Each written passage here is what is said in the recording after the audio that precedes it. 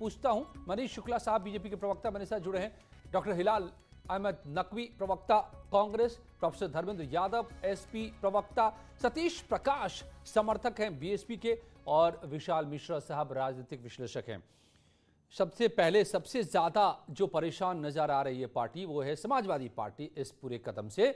तो उन्हीं से सवाल प्रोफेसर धर्मेंद्र यादव से, तो मोदी जी ने और योगी जी ने आपको ओबीसी का गोला दाग दिया। आप सम्मेलन करने निकले थे, जातियों के सम्मेलन कर रहे थे धर्मेंद्र यादव जी, तो अब लीजिए झेलिए योगी मोदी का ओबीसी का गोला।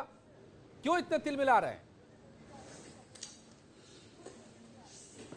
अजय जी, भारतीय जनता पार्टी का काम ही है गोला दागना, दंगा करवाना, इसके अलावा कोई काम नहीं है भारतीय जनता पार्टी का। ओबीसी जो बहुसंख्यक आबादी है भारत की, उसके कुछ संवैधानिक अधिकार बाबा साहब ने अपने संविधान में दिए थे, और देश की आजादी की 75वीं वर्षगांठ पर हम लोग खड़े हैं आज। उसके बावजूद भी जो संविधान में संवैधानिक अधिकार दिए गए थे, आज तक केंद्र की जो भी सरकार रही, चाहे कांग्रेस की सरकार रही हो, चाहे भारतीय जनता पार्टी की सरकार रही हो, किसी को ओबीसी की याद नहीं आई। आज ये पूरी तरह से जब एहसास हो गया कि उत्तर प्रदेश का जो चुनाव है वो ओबीसी और एससी एसटी के बिना नहीं हो सकता है, बिना उसके आप रास्ता नहीं तय कर सकते हैं। तो आनन फानन में सरकार ने इस तरह का फैसला लिया है, और जब आप कोई काम बहुत जल्दबाजी में करते हैं तो उसमें कुछ न कुछ त्रुटियां छोड़ देते हैं। अब आप मुझे बताइए कि अगर ओबीसी आरक्षण में आप दूसरी जातियों को डालेंगे, समाजवादी पार्टी को दर्द हो रहा है, हिस्सा बढ़ जाने का, हिस्सा बढ़ जाने का दर्द हो रहा है। हमें कोई दर्द नहीं है, हमें दर्द तो उनको हो रहा है जो कैप नहीं बढ़ा पा रहे हैं। आप इतने अगर कैप बढ़ाते तो इसमें किसी को कोई आपत्ति नहीं होती। तो एसपी इतनी बेचैन क्यों है? हम बेचैन नहीं है, मैं आपको इसलिए बता रहा हूँ, हम बेचैन नहीं है। तो आप खुश हैं? नहीं है। देखिए, अगर कायदे से देखा जाए तो इस देश में बिल्कुल खुश है। ओबीसी को आरक्षण मिलना चाहिए, और जितनी उनकी संख्या है, जितनी उनकी आबादी है, उतना आरक्षण मिलना चाहिए। इस कैप को बढ़ा करके कम से कम 60% करना चाहिए इस समय, जो समय की मांग है, तभी ऐसा हो सकता है। मैंने आपको बताया था कि आप अगर आंकड़ों पर जाते हैं तो आज भी 75 साल होने को जा रहे हैं आजादी के बाद, आपके पास उत्तर प्रदेश में 3 स्टेट यूनिवर्सिटी हैं, 30 स्टेट यूनिवर्सिटी हैं, जिसमें एक एससी वाइस चांसलर है और 2 ओबीसी वाइस चांसलर हैं। तो इनका आरक्षण देने का तरीका एक ये भी है।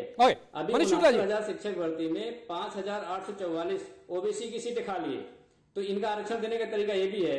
ये एक तरह का लॉलीपॉप है।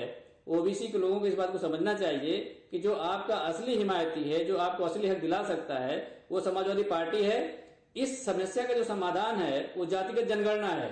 भारतीय जनता पार्टी के प्रवक्ता से मैं पूछना चाहता हूं कि क्या वो जातिगत जनगणना पर अपना पक्ष रखेंगे?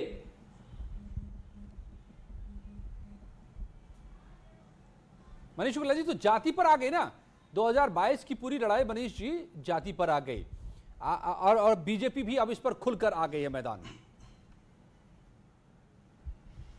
नहीं, देखिए, लोकसभा का 127वां संशोधन जो विधेयक लाया गया है, उसमें अनुच्छेद 342 से 366(26) के संशोधन के बाद राज्यों को ये सुविधा मिल जाएगी कि वो अपनी ओबीसी की लिस्ट बना सकते हैं। अभी धर्मेंद्र यादव कह रहे थे कि समर्थक हैं इनको, शायद उस समय राजनीति में थे कि नहीं थे, कि 2001 में जब राजनाथ सिंह जी उत्तर प्रदेश के मुख्यमंत्री थे तो सामाजिक न्याय समिति उन्होंने बनाई थी, और इन्हीं के पार्टी के अशोक यादव ने उसका विरोध किया था। और बाद में लंबे समय तक हमारी सरकार नहीं, जब योगी जी आए तो उस समिति को भी हमने जीवित किया और उस पर हमने काम किया है। साथ ही साथ अब आरक्षण के द्वारा उन जातियों को जरूर लाभ मिलेगा जो राज्यों के अनुसार पिछड़ी हैं, लेकिन अन्य राज्यों में नहीं होने के साथ नाते से केंद्र की सूची में नहीं आ पा रही थी। और देखिए, सबसे ज़्यादा नुकसान तो समाजवादी पार्टी ने किया है इस आरक्षण का। चंद जिलों के एक जात विशेष के लोगों के लिए, जिन लोगों ने सरकार चलाई है, 14-15 साल जब हमारी सरकार नहीं थी, सपा बसपा की सरकार थी, तो सामाजिक न्याय की याद किसी को नहीं आई, किसी ने उस पर कोई काम नहीं किया। और जो बात ये कह रहे हैं कि ये चुनाव होने वाला है, तो केंद्र की सरकार का ये फैसला है, और केंद्र का चुनाव अभी 24 में होने वाला है। जानकारी रखिए, या अनजाने में इस तरह की बातें मत किया कीजिए जो बचकानी लगे। केंद्र सरकार के चुनाव में भी समय है, और केंद्र सरकार, हमारी भारतीय जनता पार्टी की सरकार ने पिछड़ा वर्ग, राष्ट्रीय पिछड़ा वर्ग आयोग बनाया, उसको संवैधानिक दर्जा दिया। आप आरक्षण छीनना चाह रहे हैं क्या? एजुकेशन में समाजवादी पार्टी को यह भी डर लग रहा है कि सारे आरक्षण को बीजेपी खत्म करना चाह रही है, छीनना चाह रही है। नहीं, हमने तो अभी, मैं वही तो कह रहा हूं, अभी मेडिकल एजुकेशन में केंद्रीय कोटे में ओबीसी को 27% आरक्षण और 10% कमजोर तबके लोगों को दिया है। केलकर की रिपोर्ट हो, चाहे मंडल की रिपोर्ट हो, या लंबे समय तक ये जो पिछड़ा वर्ग आयोग को संवैधानिक दर्जा नहीं मिला, ये तो केंद्र में कांग्रेस की सरकार थी। ओके, और जब सतीश प्रकाश, यूपीए की हिलाल सरकार नकवी साहब, थी, तो चलिए मैं एक एक करके सबके आपका साथ हो। विशाल जी, समाजवादी पार्टी का समर्थन था यूपीए की उस सरकार को। ओके, बाकी सब 30-30 सेकंड में अपनी बात रखिए, क्योंकि जल्दी जल्दी मैं 1-2 राउंड ले सकूं ब्रेक पर जाने से पहले। सतीश प्रकाश जी, आपको भी तो डर नहीं लग रहा है या आपको कोई मतलब नहीं? ओबीसी में जो होता रहे, एससी एसटी का जितना है वो बना रहे। नहीं, ऐसी बात नहीं है। बहुजन समाज पार्टी की नजर है, वो हमारे सामाजिक रूप से पिछड़े, उनके हितों की लड़ाई हमारी काम है। देखिए, हमारी लड़ाई कुछ ऐसा नहीं है, हम अम्बेडकरवादी लोग हैं और सामाजिक आंदोलन से हमारा जो नाता है वो लगभग 1000 साल पुराना है। और मनीष जी की पार्टी जिस नजरिए से सोचती है, हम वो सारी चीजें क्लियर कर देना चाहते हैं।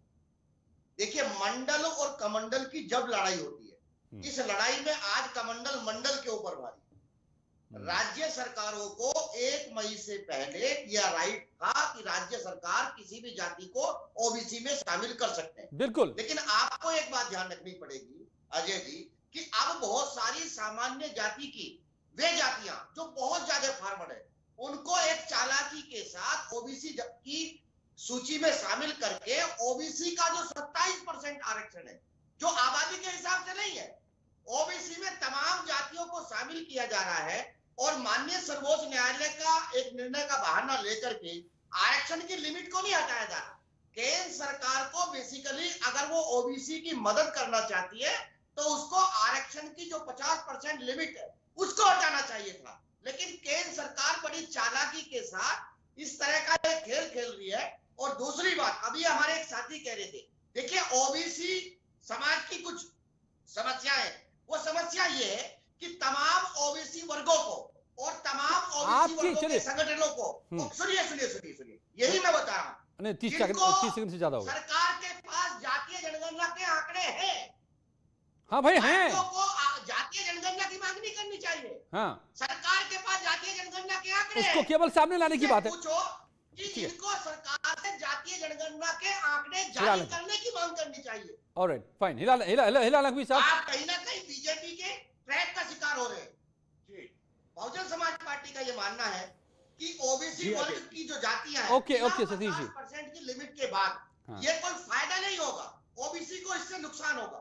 ओके, हिलाल साहब, क्या इस ओबीसी के दाव से मोदी और योगी ने मिलकर यूपी चुनाव से पहले कमंडल के साथ साथ मंडल पर भी कब्जा करने की ठान ली है? अब क्या करेंगे आप लोग? सबसे पहले तो जो संशोधन बिल पास हुआ है उसका कांग्रेस पार्टी स्वागत करती है।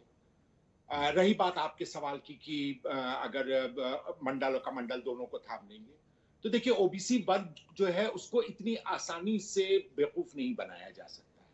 हाँ, हम यहाँ पर मोदी जी का एक धन्यवाद भी करना चाहेंगे कि जो सोनिया जी ने लिख करके दिया था, बराबर वो मांग कर रही थी कि नीट में ओबीसी का आरक्षण कर दिया जाए, उसको मोदी जी ने सुना और उसको जो है लागू कर दिया। तो निश्चित रूप से सोनिया जी की बड़ी सुन रहे हैं आज के मोदी जी, सारी बातें सुन लेते हैं, उसको कर दिया। नहीं, समाजवादी पार्टी भी यही कह रही है। अब आगे हम इसके न बढ़ते हैं अजय जी, हम इसके आगे बढ़ते हैं। ये कह रही है, सब जानते हैं, ओबीसी वर्ग जो है सब जानता है, आप जानते हैं कौन सही कह रहा है कौन सही नहीं कह रहा है। ये भी सब लोग जानते हैं कि 2007 में जो शिक्षण संस्थाओं में रिजर्वेशन दिया था, उसके बाद 2015-16 में जब नीट की स्थापना की गई है तो उसमें जो है ओबीसी वर्ग को हटा दिया गया था, उनको रिजर्वेशन से वंचित कर दिया गया था। तो उस जो वंचित कर दिया गया था उसकी मांग कांग्रेस कर रही थी कि जो 2007 में कांग्रेस ने दिया था उसको जो है, लेकिन यूपी में इसका फायदा उठाते हुए जो केंद्र सरकार संशोधन कर रही है, यूपी सरकार ने लिस्ट तैयार कर ली और 39 जातियों को ओबीसी की कोटि में शामिल करने के लिए। हिलाल साहब, क्या आप इसका स्वागत करते हैं? जी, आगे हम इसी के नाम एक